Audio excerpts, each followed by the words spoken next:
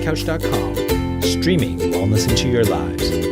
You're listening to A Quirky Journey, the healthy family podcast with your hosts Jo Whitten and Fuad Kassab.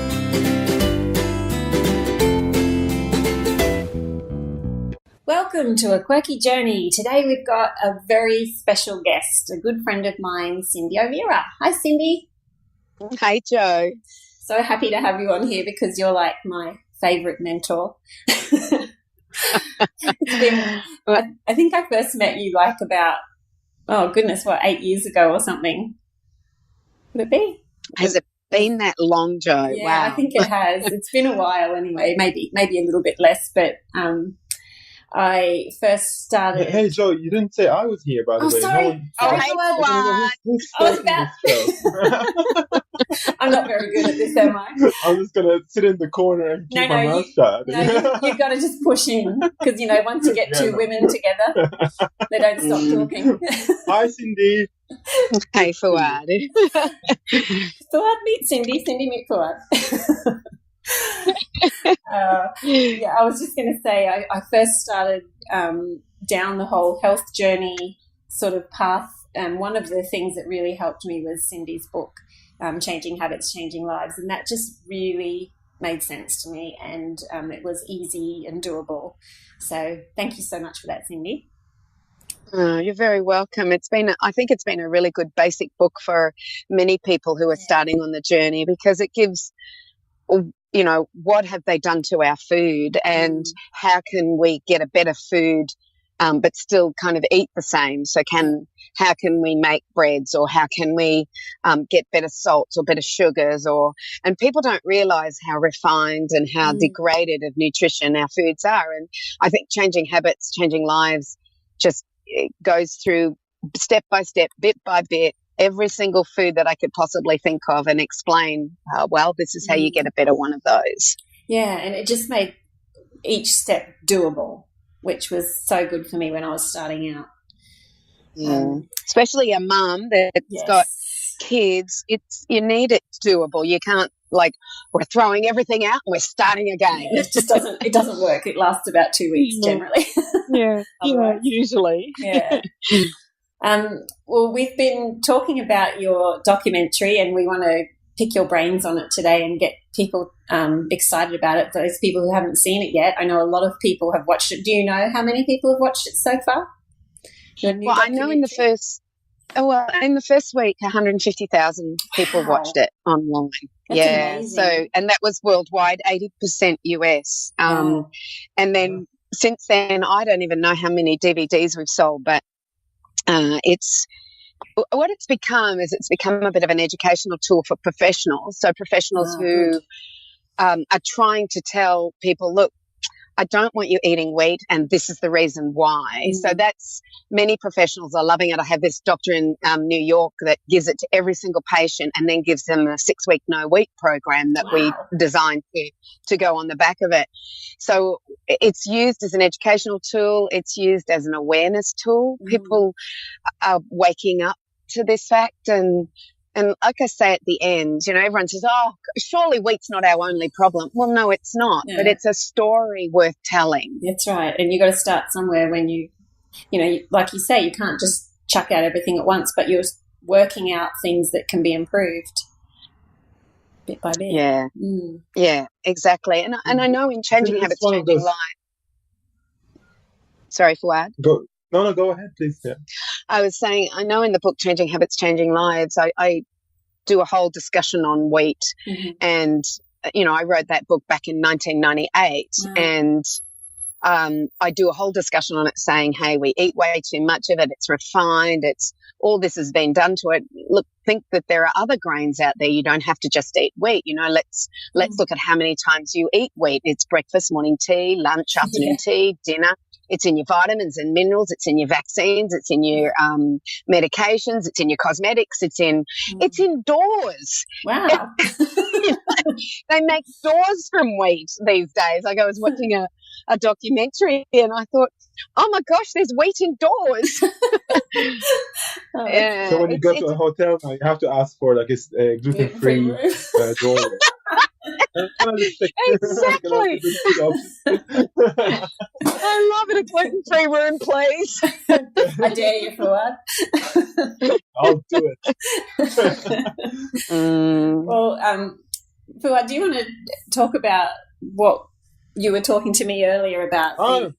Yeah, no, I was just talking to Joe before the show started, and I was saying that, we've seen so many different shows or documentaries, like say Food Inc., and they talk about the problems with modern agriculture and all these things that are happening in the world at a large scale. And we've seen people talk about like nutrition and health, going from like a junk food diet to a more whole foods diet, or focusing more on vegetables and meats and things like that, and taking out all the refined foods. But we've never had anyone specifically document what the problem with wheat is. And, this has been the missing link for me, because I think really wheat is where things start to unfold for people. Once people get wheat and equally refined sugars out of their diet, those two foods are like the biggest two poisons in my view in a diet, and they're the two that people are most addicted to. And we've never had a documentary that really went into the detail as to why wheat is so bad for us now and why people should get away from it. And people are still stuck in all sorts of wrong ideas about what wheat is and how they should be eating it and how much they should be eating. So I was really waiting for a documentary like this to come, and who better than you to do it? So I was just so happy when it came out. I was just really, really excited. I knew it was going to be of high quality and go really deep into the details that we all believed in.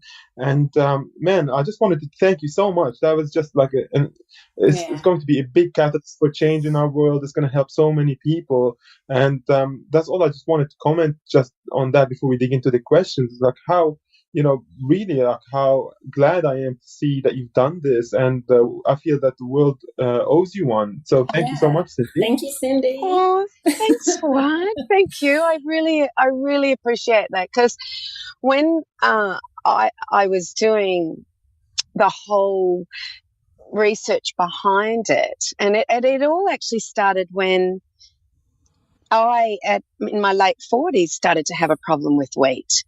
And that was the that's what awakened me to, hang on, I should be able to eat wheat. Of all people, I've never had an antibiotic in my life. I've never had any medications. I've eaten real foods all my life. I make everything from scratch. I make my breads from scratch with organic wheat.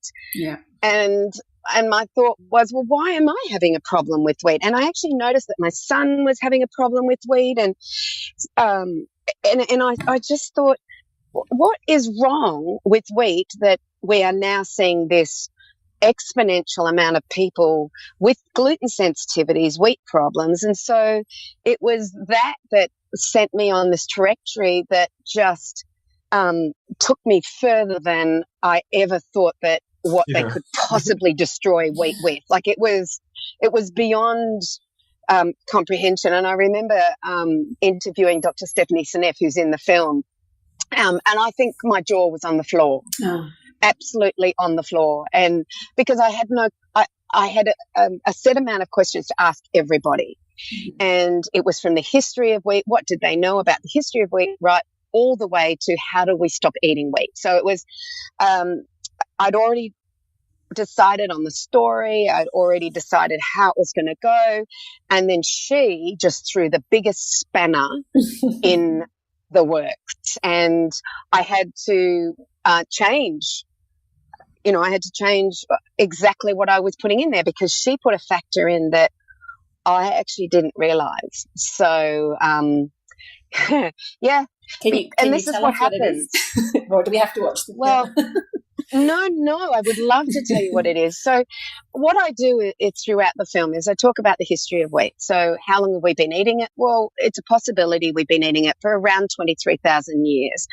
And when you have a look at the Australian Aboriginal, they've probably been eating some sort of grain, whether it be a millet, like a millet, a rice, or an oat that was naturally in the Australian landscape. They've probably been eating it, they believe, for around 60,000 years, making cakes and breads, and they were way ahead of the Northern Hemisphere when you have a look at it. So we've been eating grain for a long time, but wheat became something that was easy to make. It had that gluten factor. We were able to make breads. And so, we have eaten wheat for a long time. And, the paleo community often say, well, we never adapted as far as our genetics went. Well, what we've learnt is that it's not our genetics that adapt the fastest, it's our microbiome. And so it's our microbiome that adapted to this grain. And then in the 1920s and 1930s, there was an indication that there were nutrient deficiencies and everybody ate bread. So they thought, well, let's add, vitamins and minerals to bread so that, or to wheat flour so that you can't have a deficiency. So you don't have the pellaggras and the berries and those types of deficiencies. So that was the beginning of the fortification of our flour. So they take the germ out, they take the bran out, and then they fortify it. And they're not fortifying it with natural vitamins and natural minerals these days. They fortify it with synthetically made vitamins and mined minerals. In actual fact, if you could get some breakfast cereal and crush it up and get a magnet and you'll pull the iron out of it. And the breakfast cereal is all part of that whole thing that we eat wheat. And that was the next thing, is that we started to produce foods that were basically foods that were shelf stable. And that was the beginning of breakfast cereals. And so then everybody started to eat breakfast cereals for their foods as opposed to maybe bacon and eggs. And then the next step was the vilification, not the vilification, but fat was no longer good. Sugars were better. So breakfast cereals then took on a life of their own. And then there was the hybridization of the wheat grain, which happened in the 70s and entered the Australian landscape in the 80s. And I remember speaking to a farmer regarding this new wheat grain that came in. He was in a Victorian farmer, and he said when we had the old-fashioned wheat, and that was a wheat that was very tall and it was very it was hard to harvest, and there was about 2 weeds that they had to deal with. When this new wheat grain came in the 80s, he said 5 new basically weeds entered the landscape, and the only way that they could kill them was using chemicals that were given to them by the people who were giving them the wheat grain. Wow. So that was a really interesting thing that I don't put in the movie, but I've spoken to farmers about it. And then it just, step by step, you realize there was this industry that could limitlessly, basically, it could just keep making more and more wheat. And so much so that last year, 11 billion people could have been fed as a result of the amount of wheat that was grown. And then wheat became a commodity where it was in everything. It was a thickener, it was a razor, it was a thing that made elastic, it made breads, it made cereals. You could put it in our cosmetics. It was part of medications and vitamins and minerals. Even vitamin C is made from wheat exclusively. Wow. So, vitamin C is exclusively made from wheat. What they do is they get a wheat grain and they break it down into glucose molecules, and then the glucose molecules are genetically modified or not genetically modified, but they use genetically modified bacteria to ferment it in order to make ascorbic acid, which is not vitamin C. Wow. Ascorbic acid. So, and then it's in our vaccines because it heightens the immune system, and you want an adjunct to heighten the immune system. It's not in all vaccines, but it is in some. And so, this was how I was going, and I knew of all this, and then Stephanie Seneff just topped it off. So modern agriculture started with arsenic and lead was being sprayed in the cornfields and wheat fields of the Midwest because there was a locust plague around 1938-39, and they used lead and arsenic. Then by 1945 they were using DDT, and DDT has very similar symptoms to polio. So it's a neurological damage, and it creates those symptoms like polio. So if you've had DDT poisoning, you will exhibit those types of symptoms. Then the organochlorides came in, and now what we have is the phosphates. And so glyphosate is the darling, you could call it, of the agricultural industry, and it's otherwise known as Roundup. Yeah. And it can have many names. In Australia, there are 400 chemicals that have glyphosate in it. So I walk into Dr. Stephanie Seneff's office, and she starts talking about glyphosate and the shikimate pathway and the cytochrome CP450, or it's like she was like speaking this other language, and the chelation of minerals and the downgrading of vitamin D being produced, and I'm like thinking, she's just answered all the questions. Yeah, she's just in one fell swoop. She has just showed how since 1998. And now this is only, 15, 16 years ago, the use of Roundup or glyphosate has exponentially grown. It's used on our vineyards. There's not one vineyard in California where the Working Mothers Group took wine and tested it for glyphosate that didn't have glyphosate in the wine. Oh. There's glyphosate, and I'm going to tell you what this glyphosate does when I tell you where it is. So it's used as a weed killer before they plant wheat. It's used as a weed killer for many of our plants. It's used between our stone fruit trees. All you have to do is go onto the Monsanto website. How do I use glyphosate? What are the applications? And you will see where it is being used. It is used on our parks, on our sports grounds, on our golf fields. It's like I have a beautiful coming to become an organic farm in Mullaney, and they're spraying glyphosate on the sides of the road. It's like, anyway. But they're not making doors out of it yet, are they? Because that would be like... Well, they're making wheat. They're making wheat. Oh, there you go. Wheat. Oh, man. Yeah. So glyphosate is also used as a desiccant on food. So desiccant means that 3 weeks before harvest, they what they do is they put the glyphosate or the Roundup on it. It kills the plant, but it makes the plant spurt more of the grain. So they might do it on canola. In Australia, in wet areas, they'll use it on the wheat. In the US, they use it as a desiccant on all wheats. There's very few that aren't.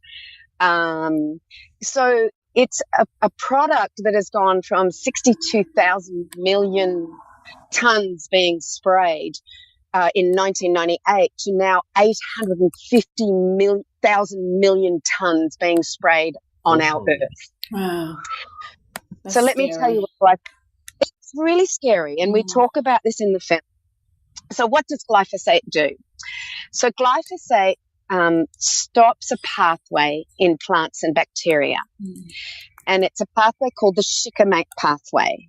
And the shikimate pathway enables the plant to convert fructose into a product called PEP, which then makes amino acids. And if the plant can't make the amino acids, the plant just dies, or the bacteria just dies. So how does it affect humans? Well, number one, it destroys the ecology of the soil. So it destroys the bacteria in the soil, which means you need bacteria in order to bring nutrients into plants. So all of our soils that are being sprayed with Roundup or glyphosate, there's no ecology in the soil, or the ecology in the soil is poor. Therefore, it can't pull up minerals from the soil. Therefore, any plant that has had glyphosate sprayed near it or around it will not be picking up those minerals. So our food is lacking in minerals, including wheat. It can last in the soil up to 20 years. And 20 years, up to 20 years, some soils, up to 20 years. So how does it affect us as humans, not so much as our food, but as humans. So we have a microbiome, and everybody knows about the microbiome because everybody's talking about it, but it's a bunch of bacteria that live on our skin, in our gut. It lives everywhere. And what happens is that when we're exposed to glyphosate, it stops, number one, the shikimate pathway. And therefore, we cannot make tyrosine and tryptophan and phenylalanine, which are the precursors to our neurotransmitters that allow us to think, allow us, our nervous system to work. 90% of our neurotransmitters are made in the brain, in the gut. And if your bacteria are not working, then you cannot make neurotransmitters so that the body can function, the nervous system can function. It not only does that. That affects sleep as well, doesn't it? Yes, because it makes melatonin, epinephrine, norepinephrine, dopamine, serotonin. So it makes our sleep hormone melatonin, and it makes our waking hormone dopamine, and it makes our neurotransmitters, which are hormones, communicators.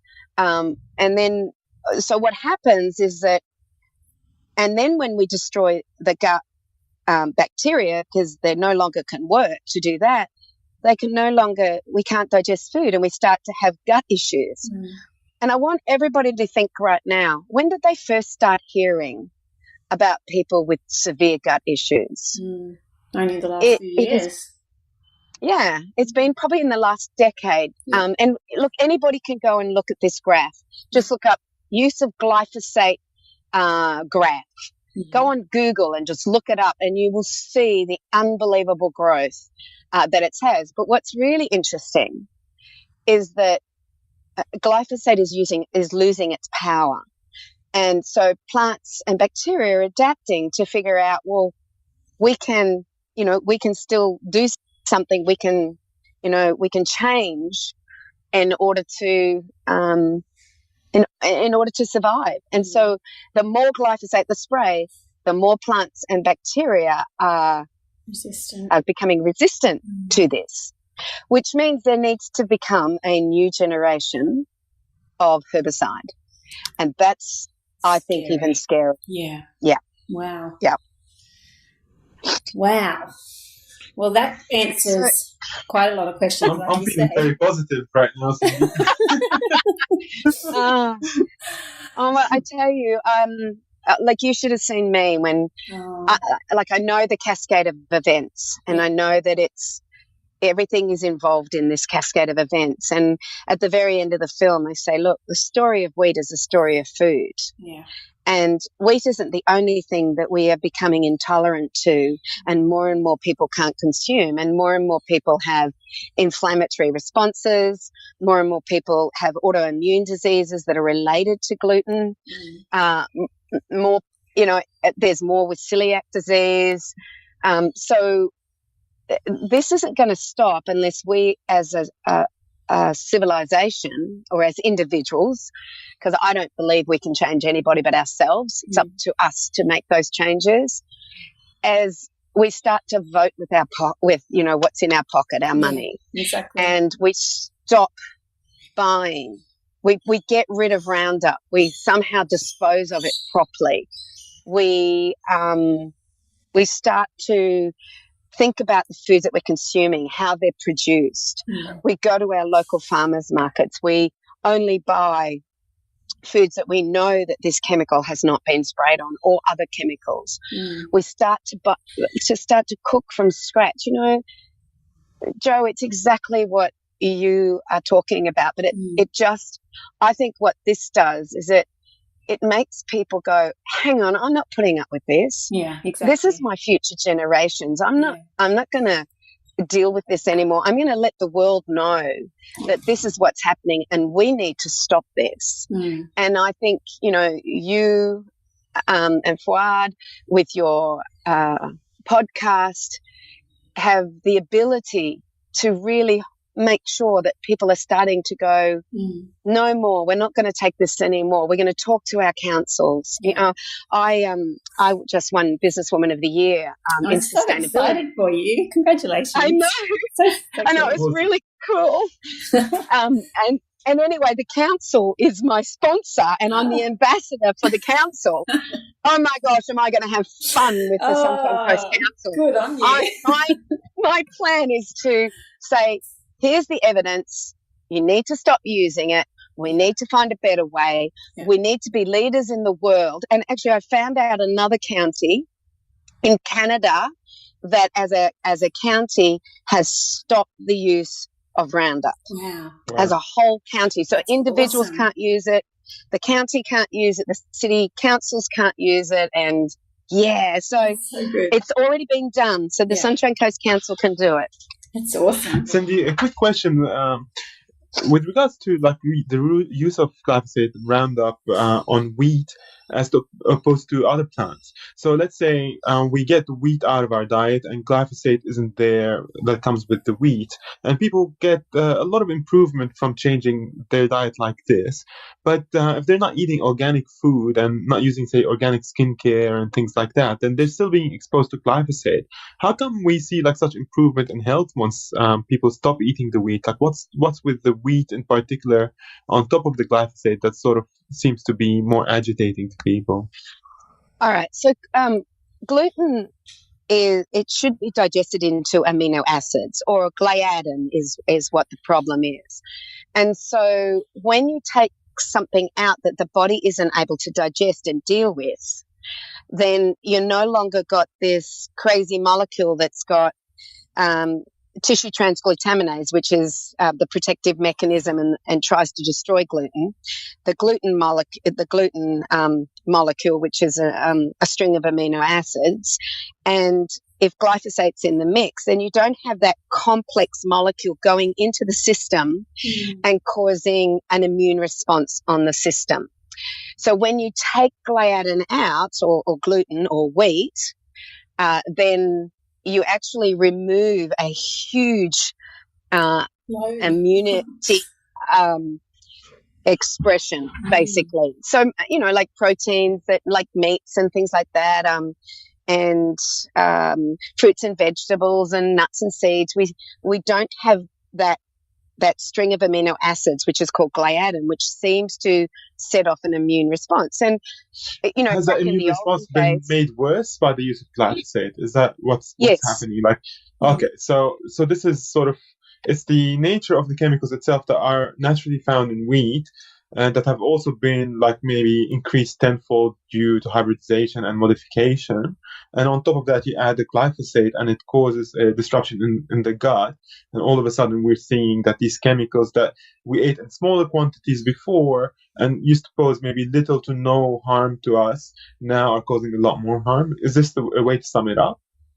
Yes, it is, plus the preparation of the wheat. So once upon a time, wheat was a 10-day ferment, in that first of all, you've got to get the sourdough going, and then you get the bread all mixed up, and then it's a 3-day ferment that starts to break down that gluten and gliadin and the amino acids and the phytates and all those other things that are in the wheat grain. So this all starts to completely break down it, and we eat it on occasion. It was something that we ate occasionally. We didn't have it for breakfast, morning tea, lunch, afternoon tea, dinner. We didn't have it in everything that we consumed or put on our skin.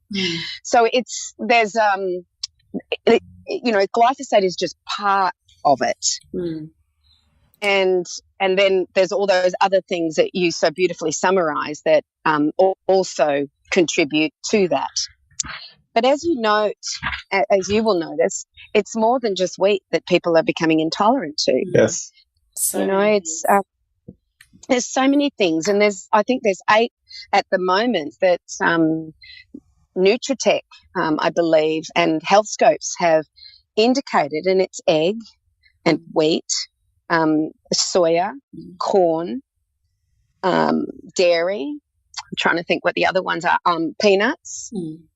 So, you know, they've realised that there are these certain foods that are just, people just can't tolerate. And then I know children who can't tolerate anything. All that they can tolerate is medical feed. Me too. It's so sad. No. It is so sad. It is questions quite often about, well, how can I start them healing, and how can I even begin if they can't even eat anything that's healing? It's so frustrating to the parents, so scary for the parents.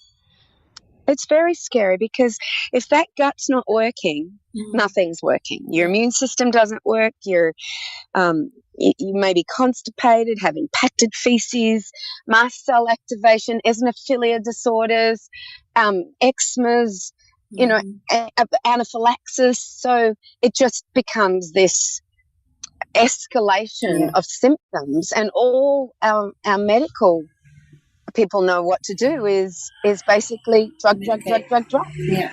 Medicate. They don't know that the first thing we've got to do is heal the gut. But how do you heal the gut of a child that has got probably interstitial lining that is completely ripped open? It's like our lining would be like, let's say, a very, very fine mesh, and theirs is like netting. Wow. And everything gets into their body sees it as the enemy, it starts to attack it, and then it starts to look for other things it can attack that looks like it, and that could be other parts of their body, such as the pancreas, which causes type 1 diabetes. It could be part of the thyroid, which causes any of the thyroid disorders, such as Hashimoto's or Graves. And then, there's Addison's disease with the adrenal. So these are all autoimmune diseases that are created as a result of the intelligence of the immune system losing it completely. And I remember Dr. Terry Walls in the documentary, she basically says, do I think that wheat is the main instigator of all autoimmune diseases? She says, probably not. But she says the gut lining is probably the main instigator of these autoimmune diseases instigating. And gluten for many, because we can't digest it and we eat too much of it and all the things that we've already talked about, is a big issue when it comes to people with autoimmune diseases and non-celiac wheat sensitivity, which we haven't even talked about yet. So and I do want to ask you about that. I asked on my Facebook pages if there was anyone with questions, and that was the first question. For those who don't have celiac disease, what's your thoughts on gluten exposure and like that would be me. Yeah, I don't have celiac, and I'm gluten sensitive. Okay. So celiac disease is easily diagnosed. It's they test for tissue transglutaminase and they test for gliadin, and they may do a biopsy. So they know how to figure out whether you have celiac disease or not. That's a no-brainer. The other one to test for is wheat allergy. So we know how to test for wheat allergy. It's an IgE reaction, and it's a skin test. So there's quite a few people that are working on the fact that if you don't have celiac disease and you don't have a wheat allergy, but when you eat wheat you feel like crap, whether it be digestive issues or out in the other areas of the body, such as joint pain, headache, migraine, skin, no matter what it is. So since 2012, there's been this terminology, and the terminology is called non-celiac gluten sensitivity or non-celiac wheat sensitivity.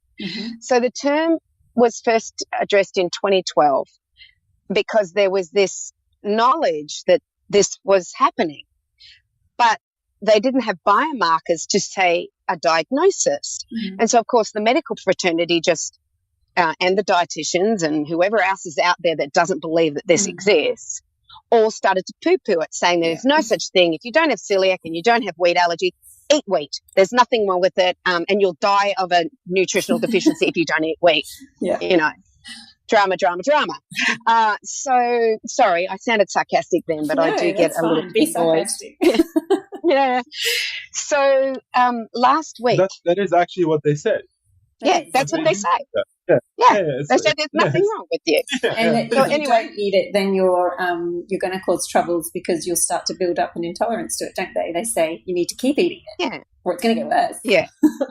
Well, it actually does get worse if you take it out, because what happens is that the body has been dulling down the responses. The symptoms, so that you can live and survive to a point, and then it starts to give you aches and pains and all sorts of problems. So when you go off wheat and gluten and you go and eat it again 6 weeks later and you have this exaggerated response, well, that's just the body actually telling you, hey, this isn't good for me. It's just telling you what you should have been hearing 6 weeks before when you were eating it for breakfast, morning tea, lunch, afternoon tea, dinner, and so on and so on. I tell people it's sort of like having like a partner that you've been with for like 10 years and then you break up with them. And then when you meet them like a year later, you go, how did I even spend one day with them? That's a good point. Oh, my God. That's good. Wow, that's perfect. I love it. So that's why you get that exaggerated response. But let's talk about research that's just come out last week. Yes. And it was out of a university out of New York. And it basically said that, and I just about screamed when I heard the comment by the scientists saying, well, what we thought people were all making up, perhaps we were wrong and they weren't complaining about nothing. And in actual fact, there is such a thing as non-celiac wheat sensitivity or non-celiac gluten sensitivity. And I just went, oh, thank you. So it's like all those millions of people out there that went off wheat and felt unbelievably brilliant. Yes. They were making it up. Yeah, exactly. Just absolutely making it up. Yeah. Oh, my goodness. So remember, it takes 17 years for for the medical fraternity to realise this. So don't expect your GP to know this. No. Don't expect your local dietitian to know it unless she's or he is really up with the play. I have had dinner with Dr. Alicia Fasano, who is the absolute brains behind non-celiac gluten sensitivity, celiac disease and wheat allergy.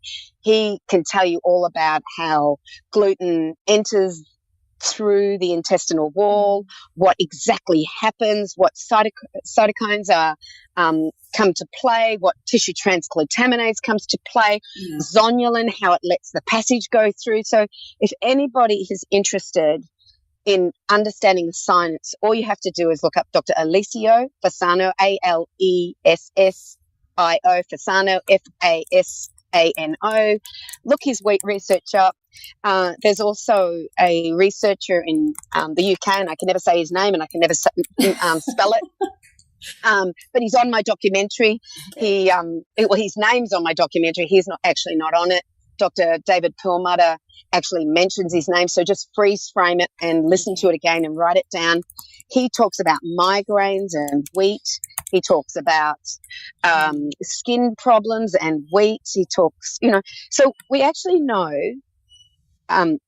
we actually have some indicators of the diagnosis with non-celiac gluten or non-celiac wheat sensitivity, either way we can call it. So they're looking at tissue transglutaminase, and they notice that there are 3 tissue transglutaminase. One is related to the gut, so you know that that's celiac disease. One is related to the skin, and one is related to the nervous system. So the skin, they know if you have this tissue transglutaminase that gluten and wheat are affecting your skin. And they know that if you have this other one, that it will affect the nervous system. And think about where your nervous system goes. Brain, to your little finger, it's everywhere. And so I interviewed Dr. Alicia Fasano a couple of weeks ago, and I said to him, what area of the body is affected if somebody has non-celiac gluten sensitivity or non-celiac wheat sensitivity? And he just paused, and he said, there is no part of the body that cannot be affected by it. So I then said to him, well, how does somebody have a migraine versus someone have a skin condition and somebody have a knee problem and somebody have, this or that? I went through a whole bunch of things, and he said, Cyndi, when you figured that out, you'll get the Nobel Prize. Yeah. Yeah, he just basically said, we don't know. We just know that it happens. And so non-celiac gluten sensitivity is very different to then autoimmune diseases. But usually non-celiac gluten sensitivity may end up as an autoimmune disease, which, I hadn't heard of an autoimmune disease back in the 80s. No, and now they're everywhere. They're everywhere. Everyone's talking, I have an autoimmune disease. I have an autoimmune disease. And it's like it's the new thing that everybody seems to be getting. Yeah. Wow. I have lots of questions, but Fuad, do you have anything you want to say first before I ask? Because I might, take too long. No, I'm always also fascinated by the idea of people having different responses to wheat, and they say, I've got knee pain or skin issues or things like that. But what I've found personally is that when people go off wheat because of a certain complaint, they also experience a lot of benefit that covers things that they never even thought that they'd be able to get rid of or were related to wheat. And sometimes they don't even realise it was an issue until they've gone off right. wheat. And you go like one of the things that happened to me was my mental fog that actually was just completely lifted when I went off grains and sugar. And I remember it was just a few weeks after all this went out of my system, and I felt alive for the first time in my life. And I thought I just had no idea that I could be living like this, that even my brain could operate like this. It was just not even known to me at the time. It was as if someone reinstalled my operating system or something like that. It was just spoken like a software designer. Yeah. But it was so odd to me because you never know until you experience the benefit of the change itself. And so it's one of those things that when you get off wheat for one thing, expect many things to resolve as well. Definitely. Oh, yeah. And you know what? It's really interesting. There was a study that came out of Edith Cowan University out of Adelaide just recently, and it basically said, paleo diet causes diarrhea. I can't remember exactly all the things it said, and you know better on the paleo diet as opposed to the nutritional guidelines. And it was a study on 39 women. Half did the paleo diet, half did the other one for 4 weeks. They're just barely. And I'm like going, are you serious? What kind of research is that BS? I was like, I just went, that is the worst research I've ever heard, because now I've been off wheat for 5 years. Yeah, exactly. And what's interesting is the benefits I'm starting to realise after 5 years. So, the initial benefits were no more lower back pain, no more hip pain where I thought I would have to have a hip replacement, no anxiety at 3 a.m, no weight gain. I haven't gained an ounce of weight since the day I gave up wheat. I lost 9 kilos in 3 weeks. Just boom, gone forever. And there's a lot of dietitians and people out there going, as if weight gain is, and that, I just go, the proof's in the pudding, guys. Go and talk to people. It's like, and I'm sorry I'm going to bring this up, but it's like the vaccination issue. Everyone says it's safe. Well, follow the vaxxed trail in the US. There is every day there are people coming up to the vaxxed bus and saying, this is what happened to my child after vaccines.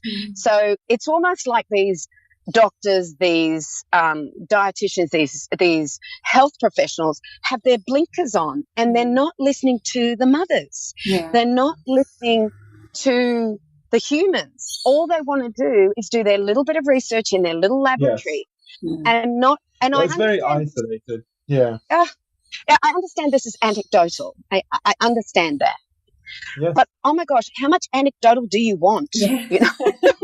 Well, it's sort of like living in a village, and for many years everyone's been drinking from the stream, and all of a sudden people are starting to get sick, and people are saying I got sick after drinking from that stream, and everyone's saying that, and then there's this one guy going, I haven't seen the scientific evidence yet to prove that.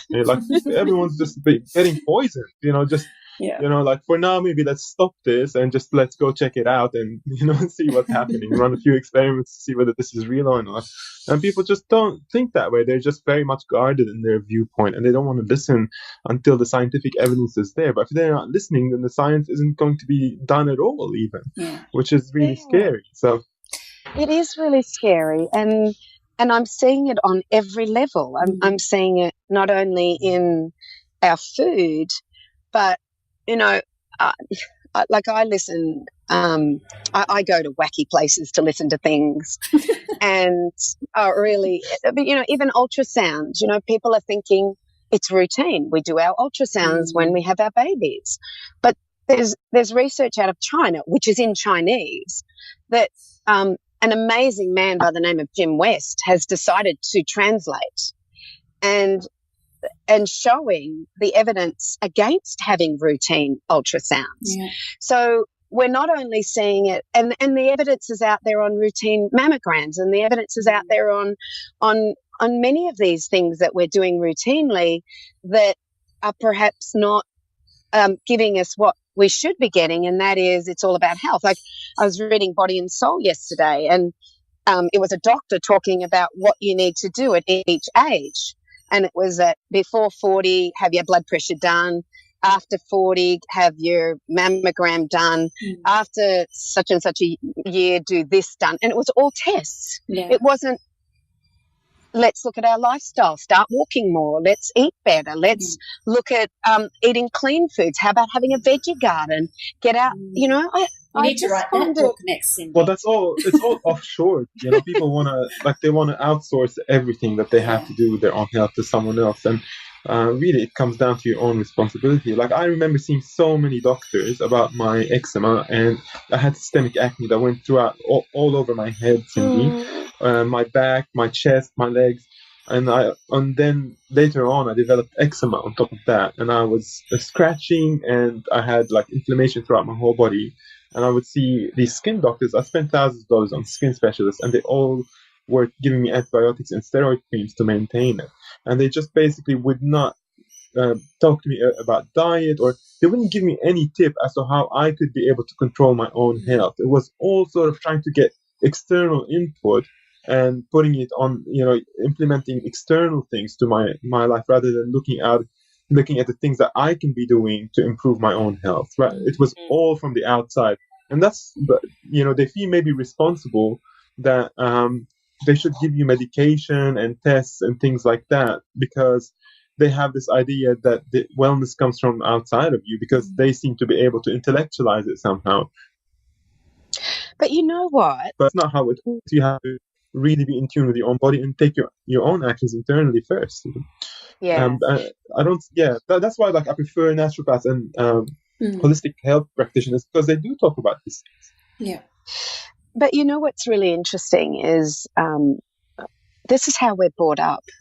From the day we're born, it's a little white pill that will make you feel better. Yes. It's an external force that will make you feel better. And it's like when, you know, the first probably medication that many children get, if they're not given antibiotics in their first, you know, months of life, is Bonjelo, which is to take the pain away for the teeth. So all of a sudden you're going, here, take this will make you feel better, you know? And so you're imprinting into them that it's an external force, psychologically, physically, chemically, that will get you better. And so my belief is that at the age of 16, when a young woman or man is presented with a drug and they're not feeling so good, and I'm talking about an illicit drug, and somebody says to them, oh, this will make you feel better, and it, you know, it could be ice, it could be, who knows what it could be, and they know that a little white pill will make them feel better. They don't realize that their inner strength and their inner ability and their innate intelligence has the ability, given the right resources, to have perfect health. And it's also really hard, like when people don't have the neurotransmitters to even actually be quiet enough to listen to that intelligence. Like their brains are so all over the place. They just don't have any kind of stillness to tune in. it is a catch-22. And the world just keeps pushing people outwardly. It's all about, those things that happen out, like the external factors. All happiness is external to people, and the pursuit is all external, and that never gets internalized. But back to that pill or the small drug or whatever, like one of those things that, people just blows my mind. They give you like a little pill, and the doctors will say this will make you feel better. And you ask about your food, which you eat 2 kilos a day of, and they've got like, no, that's not going to affect you, but like this tiny, 1 gram of something is going to affect you. And you're like, I'm eating, 2,000 times that volume in my day. Like, isn't that going to affect you? That's so true. You are full of wisdom. He is, isn't he? He is. It's like this. It's like there's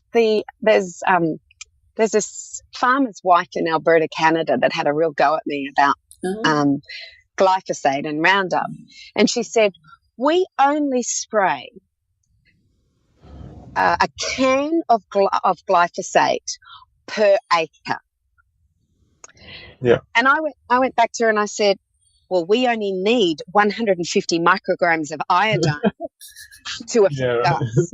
So don't give me that BS, That's I hate hearing that, because I go, well, then how many micrograms of that is that you're spraying on a grain of wheat that could potentially be enough to affect my health or my children's health or future generations' health? So when I hear that, it's just a little bit, I go, well, how much iodine do you need to survive? Yeah. Not a lot. It's doing its job. That's the thing. Like, she's got kills stuff. Like, it kills stuff at such small concentrations. It's killing stuff, So you're saying it's active even at that small concentration. So why wouldn't you see that would still affect our health? That's the big thing. Well, because Monsanto actually marketed it as something that only kills bacteria and plants. And so it doesn't affect human cells because we don't have the shikimate pathway in our human cells. But remembering that we are 10% human cells and 90% microorganisms. Exactly. So that little argument isn't working anymore for them. And they know it. And they have a new generation of herbicide coming out. And if anybody's silly enough or stupid enough to use it, then gosh knows what's going to happen to the health of the human beings. And that's why I have my 60 acres, is that I want to produce safe foods for my family. Yeah. I'm planting over 1,000 trees this spring, and awesome. I just want 60 acres. Sounds like you can fit an extra 4 people in there, but it sounds a bit. I know. Like, I'm thinking, okay, I got my kids, I got my kids, The Cyndi commune. I'm packing. I'm coming straight up. Well, my daughter is so wanting to have her own farm, and so I'm like, right, forward, we've got to get this book out so I can buy a farm for my daughter so she can do the same thing. And you know what? We can do it in our own backyard. Yeah, of course we can produce, like I was in Melbourne just over the last couple of days, and I went for a walk. I was in Richmond, and I went for a walk every morning because I couldn't swim. They've got no ocean there to swim in Richmond. They did have the Yarra, I must admit, but I looked at it and no, I don't think so. So anyway, I went for walks, and everything's terrace houses, so everything's packed in, and there were homes on the front, in the very small of the front area that had a little bit of garden packed with vegetables, packed with herbs. It's like packed with a lemon tree. Yeah. Tip the rose garden out. Let's go for a food garden. Love it. I've never understood that. Like, I come from a country where it's all fruit trees. Like, it's all fruit trees. Like, you can't see anything else almost. From olives to citrus to loquats and grapes growing on trellises in front of houses.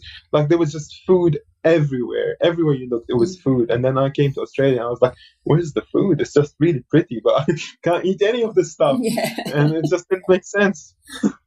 And that's another thing. Such a large country. Yeah. Well, it's so stupid that we're not planting food trees within our towns. Like, citrus it's like, I see citrus everywhere at the moment. We should not be paying for the citrus. No. We should be able to just go and pick it. Herbs. Like, herbs are weeds. Yeah. We should be planting marjoram and rosemary and these beautiful herbs that are medicinal and should be in our culinary repertoire. Every time we cook, every time we make a salad, I go out to my garden and I pick the parsley, the marjoram, the thyme, the sage, and I just sprinkle it in my salad, because that's like going into nature and getting nature's vitamin and mineral capsule. And there's been no glyphosate sprayed in my place for 20 years, so I know I'm fine. There's no wheat in your vitamin and minerals. No. And you know, like we better. I just love Pete Evans in the documentary. He's just a gem, and I love when he says, "I can guarantee if you go off wheat, you will not die of a deficiency." And I just go, yeah, practically we all understand that. Common sense, we all understand that. Then why are all the scientists saying that we will die of a deficiency if we don't eat, a grain? Because maybe their assumption is that you'll take the wheat out, but you still eat the same old junk, and then the fortification that's in the wheat is, all the iron and the rubbish that they put in there now to fortify it will not be in your diet, and you might die, because they don't think better of human beings. They think that our nature is to just eat rubbish continually, and we're just consuming packaged foods all the time like everyone else. And it's just a very sad view, because it has no respect for our ability as human beings to change and to make better choices if they're made clear to us. And you know what? I think the people that are cluey and are listening to this podcast and listen to the Wellness Couch, these are people who want information, want change, have common sense, do their research, and are not biased by the Edith Cowan research. And what got me about the Edith Cowan research was it talked about, our microbiome needs the starches and the fiber and the resistant starches in order to survive. And I went back and said, well, there is a group of people in Tanzania called the Hudsers, and the Hudsers eat no grain whatsoever. They eat very fibrous vegetables and meat and a bit of berries and fruit and honey. They love their honey. Their microbiome has a variety that if we have 1,500, they have 5,000 in their variety. So, that's one of the things they're all talking about, is that you can't get enough fiber. Well, geez, every time I lay a salad down, I've got a lot of fiber, and I lay a salad down at breakfast, I lay a salad down at lunch, and I lay a salad down at dinner. It's not hard to get that. So for the people out there that are not perhaps awakening, not thinking, then you're probably right, Fuad, is that they will go off wheat and then go to the gluten-free packaged food, which we address in the documentary, and how they're made and what's in them, and that they actually do have gluten in them, especially in the US, where the US at the moment is allowed 20 parts per million of gluten. Yeah, that's what they're allowed, is 20 parts per million. And for some people, they can't even tolerate a microgram of gluten without it setting off an inflammatory response. And Terry Walls talks about it. Sarah Ballantyne talks about it in the film, as to how they're affected, because they both have had autoimmune diseases and have both been very sick. And by going off wheat, they say, even Terry talks about putting makeup on her that's got wheat in it. She will have an effect as a result of it. Yeah. I've had effects on different mascaras that I've heard have had wheat in them. Yeah, same. Mascara. Cyndi, just a quick question, like a topic that's really dear to my heart. Oh, sorry. No, that's okay. It's just this one's better. Actually, it's one of the things that I really sort of I'm trying to get better at and trying to be more educated on and make better decisions is the water that I drink. And, because we are like 70% or so water, and we focus so much on the 30% organic matter that we are, but the water we don't really focus as much on. And the quality of the water has been really important to me. And at home, because I live like in the Hills district, and I get like, council water, and I'm using like a reverse osmosis filter to, make the water as clean as possible. But and it never occurred to me that maybe, for instance, that water might be tainted with glyphosate as well. Do you know much about that at all? Or like, and even if you don't, what kind of choices do you make when it comes to your drinking water? Yes, you're right. It does. A lot of our municipal water is tainted with herbicides, pesticides, fungicides. It is there because it's runoff. If it's sprayed on the land, it's going to end up in our water supply. So I have a big mother of a filter system under my sink that takes up my whole sink. I've actually dug a bore on my farm so that I can get, groundwater. Whether I'm going to have that tested actually to make sure that it's safe, but I have that. So I won't drink anything in plastic. So I won't drink plastic water. I will always go for glass, and it's my one time when I am traveling, I go into Coles and Woolies and I get Voss, or I get one of those waters that I know is in glass and is a good quality water. So I agree with you entirely, Fuad. I think that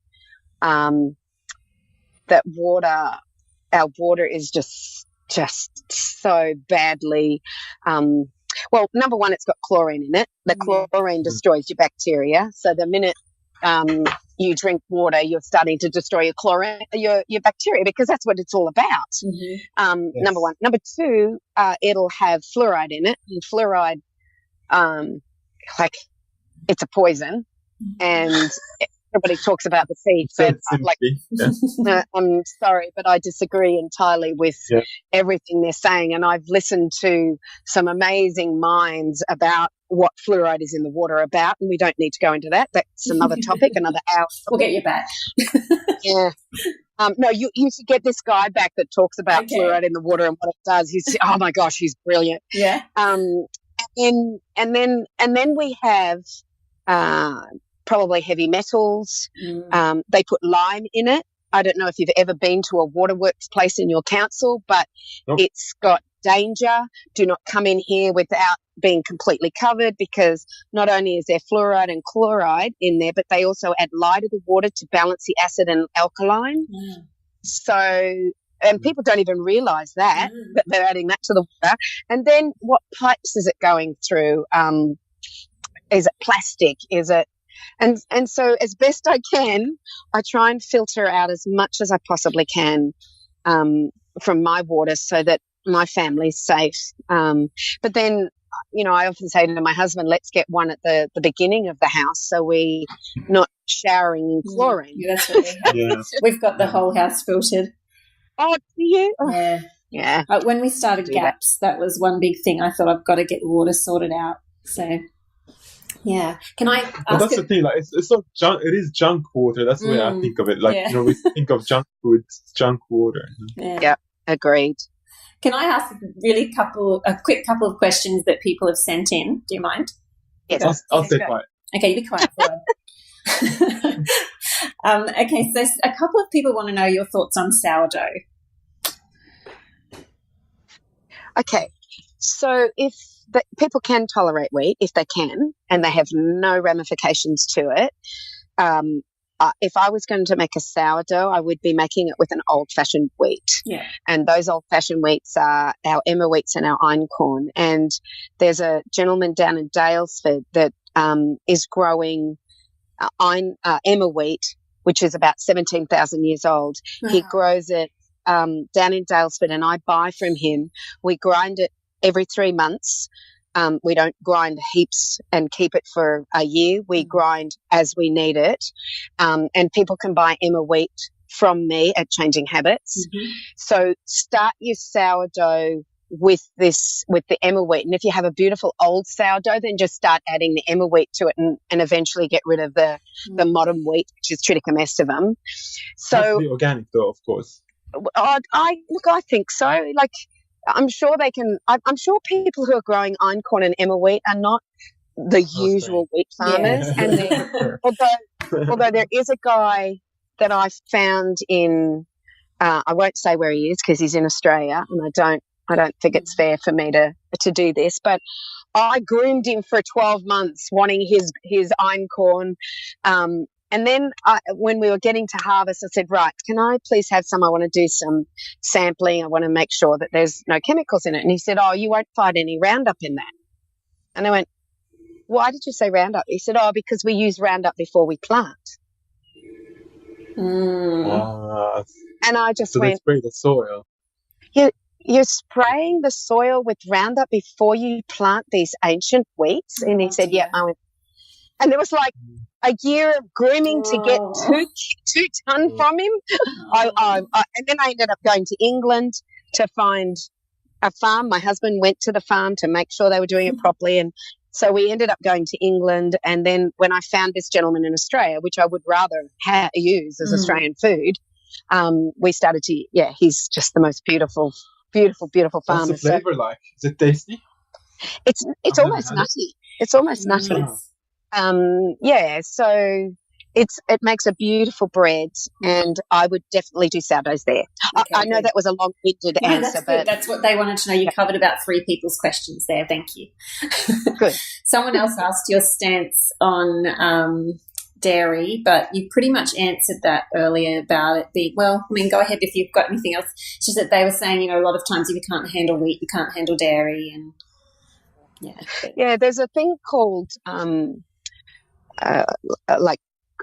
it's like a molecular mimicry where sometimes the body views a protein as gluten or gliadin, and dairy is often part of that. And believe it or not, quinoa, chocolate, coffee, and a couple of things. But not everybody has that cross-reactivity problems. Okay. So if I was to eat dairy, I would be eating dairy the old-fashioned way, because remember, we have cultures that live on dairy, such as the Kiusas in Premier, the Himbas in Namibia. These are people that rely on dairy, but what they do is they ferment it. Yes. And I think that if I was going to have dairy, and you can't buy it because you'll be fined $60,000, I'd be having it raw, fermented, organic, and my own house cow. Yeah. Basically, my own house goat or my own house sheep or my own, I will have dairy on occasion, and sometimes it seems to affect me and other times it doesn't. So everybody has to figure that out for themselves. But if I do eat dairy, it's almost that criteria where I know who's producing it. Where it's coming from. But there's no way I'm drinking that milk that they put in those refrigerators at the supermarket or those cheese. No way. There was another one asking about your HCG protocol. Is that something that you would recommend for people? Some people that contact me, they're trying to work out what they should do for their house. So they're looking at GAPs, they're looking at HCG, they're trying to figure out what's best. Have you got any advice on that kind of thing? If they're looking at GAPs, I wouldn't be doing my 4-phase fat elimination protocol. And the reason why, that means they've got real gut issues. And what happens is that you eliminate all of these foods in 4-phase fat elimination. You basically live with meat, vegetables, and a few fruits. That's it. There's no nuts, no seeds, no grains, no dairy, no nothing. There's no fat. And what happens is it will really show you what is happening in your body. And if you have gut issues, it will accentuate them. Where you want to fix yourself first before you even attempt the 4-phase fat elimination protocol. So if people are really interested in doing this at the 4-phase fat elimination, I have 2 nutritionists at Changing Habits via Skype you can do a $47 consultation with them where they will say to you, no, you should not be doing the 4-phase. It's perfect for you, whichever way. Yeah. And that $47 then, it then goes on to pay for the program. So it doesn't actually cost you anything. You just have a 15-minute consult, but you send in a whole bunch of information before they even start talking to you. Yeah. And then they will advise, we think you should go on the 6-week no wheat first, the 21-step reset, the 4-phase fat elimination protocol, the hunter-gatherer, or GAPS. Yeah. Because we're certified GAPS practitioners. That's awesome. So they are they are the 5 steps that they will give you, or they may say, look, we think you need help and we think you need to come and see us. But most people, the programs work well for, because most people who are in this and thinking about this are pretty cluey and pretty motivated, inspired themselves to make changes. And so they're not like somebody who's just beginning out in this and have no idea. That people who are listening to you already have that knowledge, and so usually we can put them in the program, the 4-phase fat elimination program, which is HCG, and we've got a beautiful coach, Mel, who she coaches people through it when they're at their, I can't do this anymore, it's too hard. You've got to have that. You really do. That's what I find. Yeah. I just want to also mention something that I couldn't fit a word in before, but when you were talking about how long it actually takes to get the wheat out of your system and you start to see these changes, and even up to 5 years you're seeing changes, I just want to say I get a lot of questions in my gut health program from people. They will see immediate changes, but there's things that they're still working on, like weight or like sleep issues or things that take a long time to work through. And it's really good to hear you say, it's encouraging for people to realise that this is a long-term project. This isn't something that's just going to happen overnight, and you've just got to keep plugging away and things will improve. I know, looking back a year ago, photos of me, I was still very drawn looking, dark circles under my eyes, very thin. In the past, like I've been doing GAPS-ish for 2.5 years almost now. And the difference just in the last year or even the last 6 months has been amazing. So, it's not something that you just, I'll do it for 6 weeks and then I'll be all better. No, and everybody wants a quick fix. Of course we do. And the weight thing is another example. I think the weight, when you're doing GAPS, you can put on weight for up to 6 to 8 months. Yeah. Or keep weight on, and because that's just the nature of it. Yeah. But then once you've healed, it seems to you stop being inflamed. You stop looking like you're full of puff. Yeah. And I've seen it. I've seen it with my own daughter. She was so upset when she was on we did a bit of a different version of GAPS, but when she was on that, and she's been on that for 10 months, due to something medicine did. Anyway, that's another long story. Yeah. That's another long story. And I watched her for the first 6 months just look like a big fat balloon. Because it was water weight, and you could tell it was water weight because one day she'd wake up and I'd go, honey, I can see your collarbones, I can see all that. And then the next day she'd wake up and she'd be like, boof, all up again. Yeah. And up to, I reckon, 6 to 7 kilos of water she was holding. Well, because her body was protecting her. It was doing what it was meant to do. And now I look at her, oh my gosh, it's like a new girl. So but it took it took 10 months to heal her, really where she could eat food. Yeah, where she could eat food again. Well, you know how thin I was and never able to gain weight. It took a good year before I started gaining weight on GAPS. And then I gained 7 kilos in 1 year. So yeah, you see, and it's either way. It can be either way. Right. It takes time. It takes time. When people come up to me and say, I don't have a problem with gaining weight, I have a problem with keeping weight on. But to me, it's the same fix. It is. You have to do the same process. You have to do the same things. Yeah. Oh, in order to do that. And as far as I find people say this to me, oh, I'm 95% gluten-free. There is no such thing. Yes. When you have a wheat issue and you cannot eat wheat, then you should never eat wheat, not even cheating. Yeah.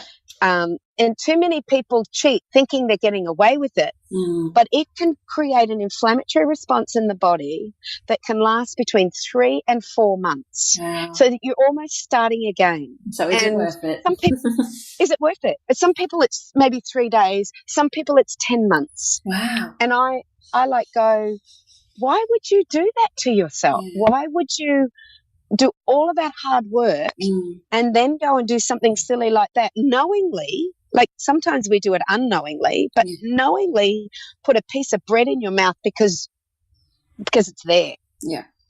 I did it unknowingly, actually, just recently. I was watching that show. Not so wise after all, hey?